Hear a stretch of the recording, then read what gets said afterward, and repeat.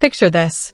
A little boy walks a Queens sidewalk with a house key on a string around his neck. He is 8 years old. His mother is not coming home. She will never come home again. And somewhere on the other side of that same neighborhood, a young man barely out of his teens is drawing lines on a map that will one day trap this same little boy in the back of a car with 9 bullet wounds and a jaw hanging from a thread. That little boy will grow up and make a movie about his own life. The movie will earn a fortune. It will play in theaters across the world. And when the credits roll, viewers will walk out convinced that they just watched a rap star's biography. They will be wrong. They will have watched something much stranger. They will have watched Curtis Jackson accidentally direct a 2-hour documentary about the man who tried to erase him, a man whose real biography is so much heavier than anything Hollywood dared to script that it silently took over the movie from the inside. His name is Kenneth McGriff. Queens calls him Supreme. And the version of him you saw on screen, the calm, suited kingpin called Majestic, is a nursery rhyme compared to the man who actually walked those blocks. Sit with this, because we are about to open a door that Hollywood shut on you the second the theater lights came up. Everything you thought you knew about Get Rich or Die Tryin is about to look completely different by the end of this video, and by the time we get to what happened to Curtis Jackson's mother, you are going to understand why 50 Cent has been carrying a war around inside him for 4 decades, and why the man who allegedly started that war is going to die in a concrete room hundreds of miles from Baisley Park. The clues were there in every frame. The kingpin who owns the neighborhood. The kingpin who does not want the young rapper to make music. The kingpin who, in the film, sends the shooters that Marcus barely survives. Ethan Brown, the journalist who wrote the definitive book on the crack era in Queens, watched Get Rich or Die Tryin and said the quiet part out loud. Curtis Jackson made an entire movie that was supposed to be about himself, but the movie ended up being about Preem. And Brown was amazed anyone let that happen. Because the villain, in real life, is the more magnetic figure. The villain, in real life, wrote a story the studio was too afraid to tell. So let us tell it. Rewind to South Jamaica in the early 1980s. If you have never been to that pocket of Queens, understand this. It is the southeastern edge of the borough, miles from the postcard skyline of Manhattan, miles from anywhere a tourist camera goes. Row houses, housing projects, Baisley Park. Streets that fold in on themselves in a grid where a young man's ceiling is decided by which side of Foch Boulevard he was born on. This is not the New York City the world imagines. This is a company town, and the company on those blocks in 1981 is about to be founded by a 19-year-old. Kenneth McGriff is born on September 19, 1960. By his early 20s, he has stitched together something the neighborhood has never seen, a full-scale distribution network with the discipline of a private security firm. He gives it a name that leaves no ambiguity about who owns the territory. He calls it the Supreme Team. You do not name your operation after yourself unless you plan to swallow the whole map. And Supreme plans to swallow it. The Supreme Team runs out of the Baisley Park houses, and the way McGriff structures it tells you immediately that this is not another block corner outfit. He installs spotters on the rooftops. Each spotter carries a 2-way radio. They watch the streets the way a stadium watches a crowd. The moment a patrol car crosses into the perimeter, the signal jumps across the buildings. By the time an officer touches the block, the evidence has moved, the workers have moved, and the money is already gone. That is not corner improvisation. That is military logistics engineered by a 22-year-old who never went to war college. And for years, it works. It works so cleanly that the NYPD watches the operation move product in plain sight and cannot get a single case to stick. Supreme sits at the center of it like a man who has discovered a paradox the entire street had missed, how to be visible and untouchable at the same time. And this is the piece that most people miss. Supreme is not just a boss. Supreme is a politician. He funds basketball tournaments in the projects. He pays for local concerts. He puts his hand on the shoulder of every child in Baisley and lets them feel his money as generosity. The kids grow up watching him not as a threat but as a benefactor. And a neighborhood that loves you does not dial 911 on you. Loyalty is the currency that buys quiet blocks, and Supreme prints it at scale. The movie shows you a flat cutout of this man. Suit, cold eyes, a few threatening lines. The real Supreme is not a cutout. He is a living organism with tendrils in the schoolyard, the barbershop, the park's department permits, the church basement, and the block. Majestic is a paper doll. Kenneth McGriff is a nervous system. And while that nervous system is spreading its reach across every corner of South Jamaica, something else is happening on a smaller, quieter street in the same borough. A young woman named Sabrina Jackson is raising a son on her own. She is in her early 20s. She is beautiful, according to everyone who remembers her. She is also in the same underground economy that Supreme is building an empire on top of, not at the level of a kingpin, but at the level of a young hustler trying to keep a roof over an 8-year-old boy's head. Her son is Curtis. Everyone calls him Boo Boo. And in 1983, Sabrina Jackson is found dead inside her own apartment. To this day, no one has ever been publicly held accountable for what happened to her. The case is technically open. Practically, it is buried. That 8-year-old boy is passed to his grandmother. And the wound that Curtis Jackson would spend the next 30 years turning into songs, movies, books, television, and business empires is opened on a queen's floor while a woman who should have watched her son grow up bleeds out alone. The movie shows you a version of this. In Get Rich or Die Tryin', Marcus loses his mother in a fire in the very first scenes of the film. The scene is emotional. It is well shot. It moves the story. But every viewer in Queens who watched that scene understood something the rest of the country did not. The fire in the movie is a metaphor. The reality Curtis Jackson lived through was not a metaphor. It was a body. It was a mother. It was a case file that was never closed. And it was the reason the little boy with the house key would grow up looking sideways at every older man in a suit for the rest of his life.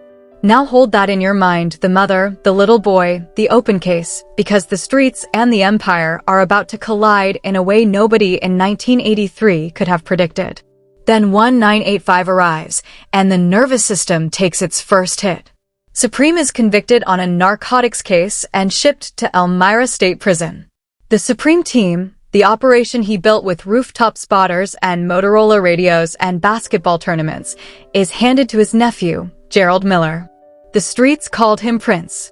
And if Supreme was the politician, Prince was the amputation surgeon. Where Supreme built loyalty with community events, Prince built loyalty with consequences. Federal prosecutors would later argue that under Prince's watch, dozens of people were beaten, terrorized, or worse. Prince did not negotiate. Prince did not sponsor block parties. Prince ran the Supreme team with a brutality that made the name a curse across Queens. Nobody in South Jamaica dared cross the organization while Prince held the throne, not because they loved him, but because they feared what would come through the door if they did. And here is where the story turns. Prince developed an appetite for spotlight that his uncle had spent a decade avoiding. He threw money in the air. He flashed.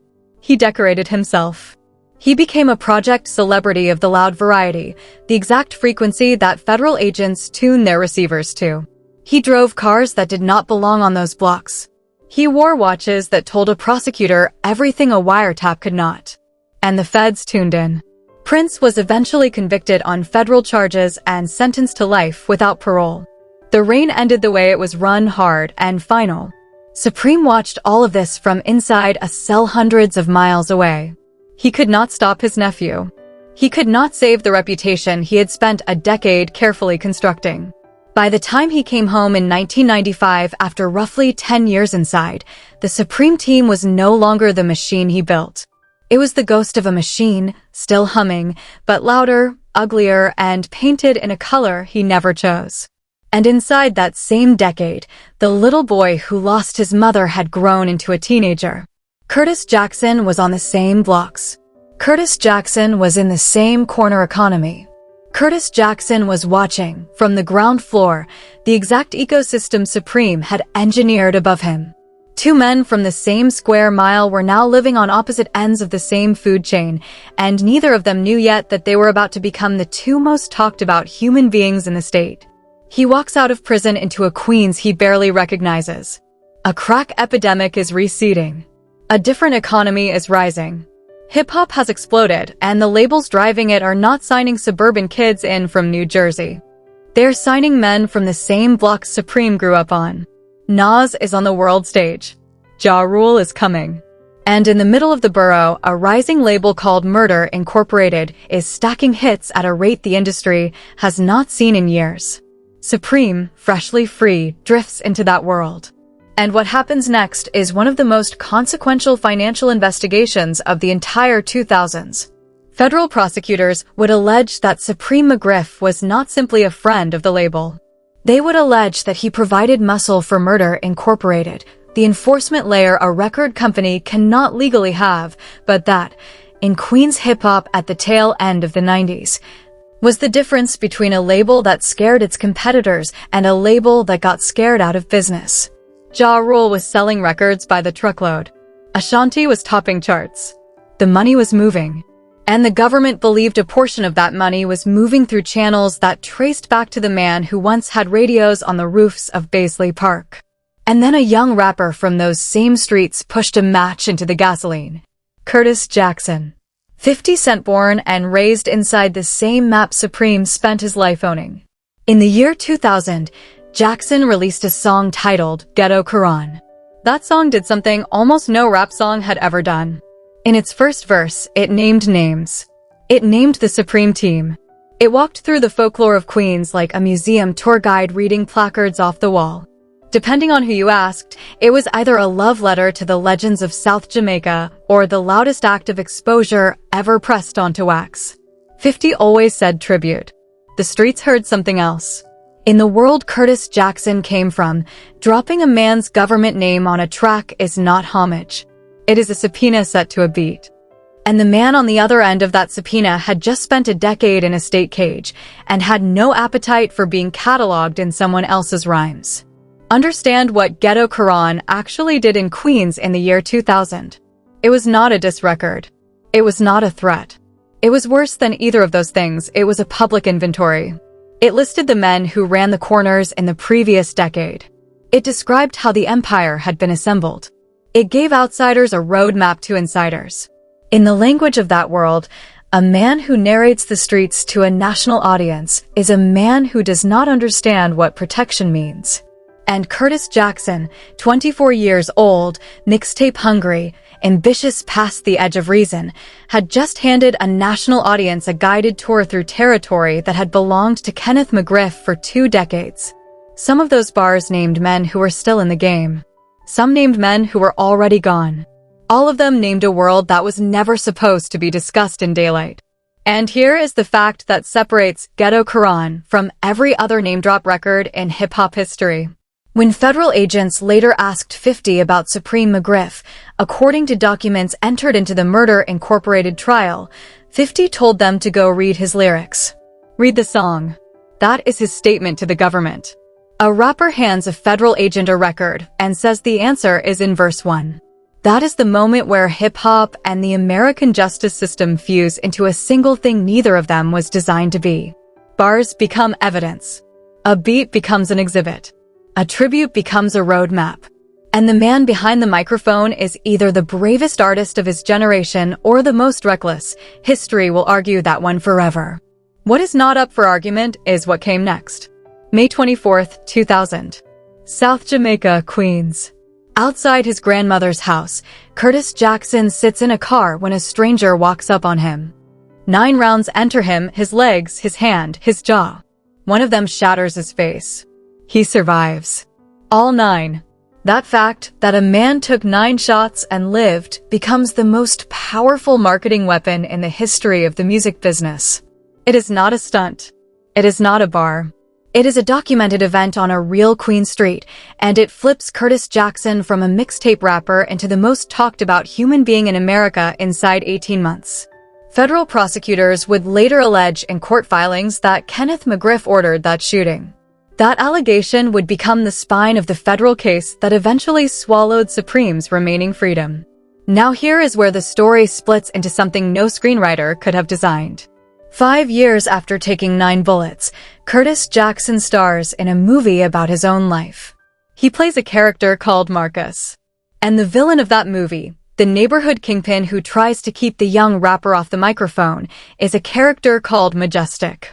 Majestic does not exist in a vacuum. Everyone in Queens recognizes him. Every hip-hop journalist recognizes him. The film never says the words Kenneth McGriff, but the geometry of the story, the block control, the label ties, the alleged silencing of the rapper is supreme, sharpened into a single figure and dropped into a tower spotlight. It is the villain's own biography wearing the hero's shirt. Ethan Brown, the man who literally wrote the book on this era, watched the film and said what nobody else was willing to say. Curtis Jackson had somehow made his own biopic and let the antagonist take the wheel. The hero showed up to his own party, then handed the microphone to the villain and stood in the back of the room, watching. Because the villain was more interesting.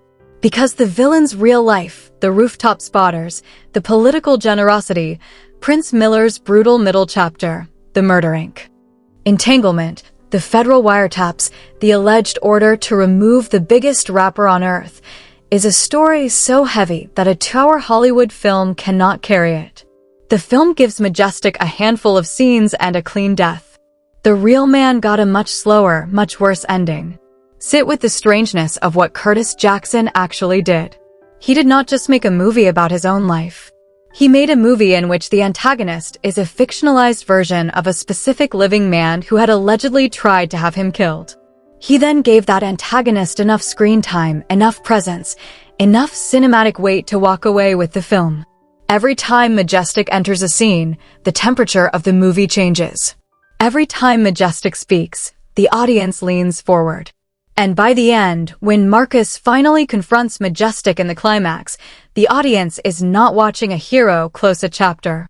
The audience is watching a man in his early 30s finally look, on screen, at the shadow he could not look at in real life. That is not a plot. That is exorcism disguised as entertainment. And it is why serious hip-hop journalists 10 and 15, and now 20 years after the film's release, still talk about Get Rich or Die Tryin as the strangest biopic Hollywood ever released. A movie in which the subject was so consumed by his enemy that his enemy walked in and took the picture. Because the government was not done. In the years after the film's release, the federal investigation expanded on two fronts. On one front, the feds moved on Murder Incorporated directly. Irv Gotti and his brother Chris were charged with money laundering. Prosecutors alleged that funds tied to Kenneth McGriff's operation had moved through the label's books. The Gotti brothers were ultimately acquitted at trial, but the label did not survive the investigation itself. Radio pulled back. Advertisers pulled back. Artists left. By the time the courtroom emptied, Murder Inc., one of the most dominant record companies of the early 2000s, was a shell of what it had been 18 months earlier. The feds did not need a conviction.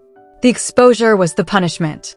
Careers that were on the top of the industry in 2003 were unrecognizable by 2006. Records that were platinum in the summer were quietly pulled from radio rotations in the fall.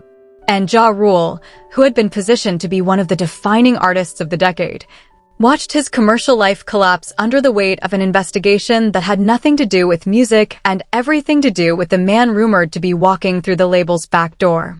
On the second front, the government moved on Supreme directly. And this case was not about music. It was about lives. Prosecutors charged Kenneth McGriff with federal racketeering, narcotics conspiracy, and, most seriously, ordering the murders of two men. Eric E. Moneybags Smith, taken in Queens in 2001. Ezekiel Shug Wells, taken the same year. The government's case laid out a portrait of Kenneth McGriff that made Majestic look like a Saturday morning cartoon. Wiretap recordings. Cooperating witnesses from inside his own circle. Financial paperwork tracing money out of the streets, through legitimate-looking businesses and back again. The alleged coordination of contract killings while presenting a public face as a man reformed and interested in the entertainment business. The government asked the court to impose the ultimate federal penalty. The jury convicted Kenneth McGriff on every count that mattered. In the end, the jury declined to impose the death penalty. The judge imposed the next thing. Life in federal prison. No parole. No exit ramp. No final act. The man who once ran the Baisley Park houses with rooftop radios and basketball tournaments. The man who watched his nephew warp the reputation he built. The man who allegedly funneled muscle into a record label at the peak of its powers. The man who allegedly ordered the removal of the most famous rapper in America. That man now wakes up every morning inside a federal facility and will do so every morning for the rest of his natural life. And Curtis Jackson? The man who took 9 and lived. The man who wrote Ghetto Qur'an. The man who put Supreme in his own movie and called him majestic. The man who was supposed to die outside his grandmother's house at the age of 24. That man has sold more than 30 million records worldwide. He has built a business portfolio that industry analysts have valued in the hundreds of millions. He has executive produced television that has run for years. He has moved from the block to the boardroom to the studio to the streaming platform. He is one of the most recognizable entertainers on the planet. 2 boys from the same handful of streets. Same map. Same starting line. One of them wakes up in a bunk. The other wakes up in a boardroom. And between the 2 of them stands a movie that the world thought belonged to the rapper, but which every serious observer in Queens understood belonged to the kingpin. That is the real story behind Get Rich or Die Tryin'. So let us end where we started. The movie shows you Majestic as a well-dressed antagonist, a plot device draped over Curtis Jackson's origin. The real Kenneth McGriff was never a plot device. He was a builder. He constructed an operation with the discipline of a corporation. He installed his nephew as his heir and had to watch that heir mutate the empire into something even he could no longer recognize. He connected the crack economy to the music industry in a way that pulled down one of the biggest record labels in modern hip-hop. And he allegedly reached out from the shadows to erase the man who would one day narrate his life to millions. The film closes with Majestic dying in a shootout so that Marcus can walk out into the light and rap under stage lamps. The real story does not close that cleanly. Kenneth McGriff is still alive inside a federal prison. Curtis Jackson is still building companies. Baisley Park still stands. The block still remembers. And the mother, Sabrina Jackson, taken in 1983 when her son was 8 years old, is still, all these decades later, a case whose full truth has never been publicly settled. Her name still surfaces in every serious retelling of her son's life. Her death still shapes every business decision he makes. And her killer, if that killer is even still breathing, has walked free for over 40 years while the child she left behind became a global brand. Which is where the sequel to this story lives. Because if the movie was actually about the villain, then the wound the movie was built on top of, the murder of that little boy's mother, was never fully explained. It was assumed. It was implied. It was buried under Majestic's fictional death scene. But the real question, who took Sabrina Jackson, and why the case has been left the way it has, is the one Hollywood never wrote a scene for. And it might be the darkest threat of all. There are people in Queens who believe that the same ecosystem that produced Kenneth McGriff produced the person who ended Sabrina Jackson's life. There are people who believe the 2 stories are one story that has been split in half by time. There are people who believe Curtis Jackson himself knows more than he has ever put on record. And there are people who believe the reason the film absolutely had to have a villain like Majestic is that the villain the real story deserved was too dangerous, too close, too specifically identifiable to name inside a Paramount release. Tell me down below which version you believe. Do you believe the streets that say Supreme ordered the shots outside that grandmother's house? Do you believe Curtis Jackson knew, on the day he cast Majestic, exactly whose story he was really putting on screen? Do you believe the killing of Sabrina Jackson has been fully explained, or is that the door nobody in Queens is willing to open? And who do you think really won this story, the man in the boardroom, or the man in the cell whose face still walks through half of hip-hop's imagination every time someone mentions the movie? One man got the movie. The other man got the cell. The cell, in this story, is the real ending. But the mother is the beginning nobody has finished writing. And until somebody in Queens is willing to finish that sentence out loud, Get Rich or Die Tryin' will keep being the strangest, saddest biopic in the history of the American movie business. A hero story about a woman nobody could save and a villain the hero could not stop making movies about. If this pulled you in, keep watching. Because the next thing you need to understand about this story is not what Kenneth McGriff did on the streets of Queens, it is what Sabrina Jackson knew before she died. And that is a video the internet is only now finding the courage to make.